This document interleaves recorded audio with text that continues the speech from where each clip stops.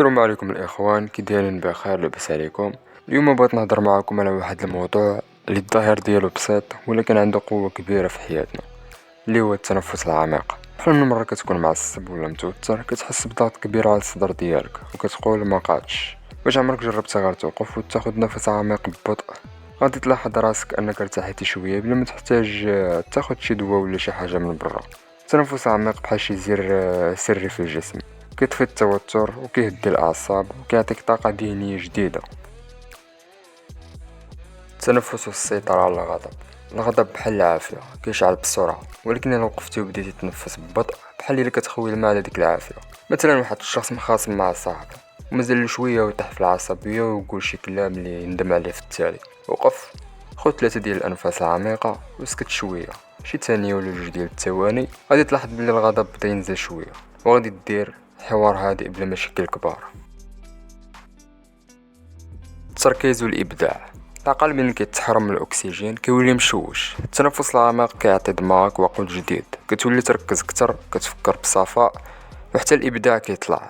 بحال مثلا شي كاتب ولا طالب جامعي كيبغي يكتب ولكن الافكار عنده مشوشه ومسدوده، دار جلسه ديال 5 دقائق ديال التنفس العميق، حس الدماغ ديالو بدا يتفتح وبدا يكتب افكار جديده.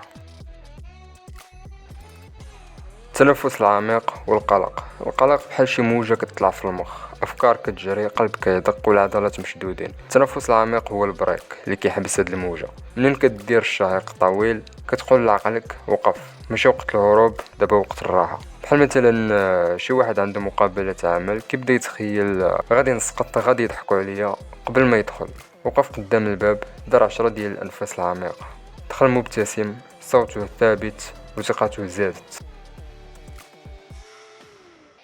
التنفس العميق والنوم. شحال من واحد كينعس وكيقلب في راسو مليون فكره، غدا الخدمه، الفلوس، المشاكل.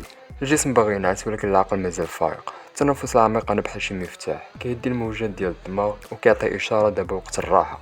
غنعطيك واحد التمرين عملي، حاول تبقى ديرو قبل النعاس. خد نفس عميق المده ديالو 4 ديال الثواني، حبسو المده ديال 7 ديال الثواني، مورا دير واحد الزفير اللي بطيء نوعا ما، المده ديالو 8 ديال الثواني. ديرها 4 ديال المرات وغادي تلاحظ النعاس فعلا بدا كيجي بوحدو. التنفس العميق ماشي رفاهية، راه سلاح نفسي مجاني ديما معاك. ملي كتعلم تراقب انفاسك كتعلم تراقب اعصابك. في المره الجايه اللي تحس فيها بالقلق ولا الغضب ولا حتى العجز، ما تبقاش تفتش على الحل برا، الحل لداخل فيك. نفس عميق وزفير طويل. الا قدرتي تسيطر على انفاسك قدرتي تسيطر على حياتك.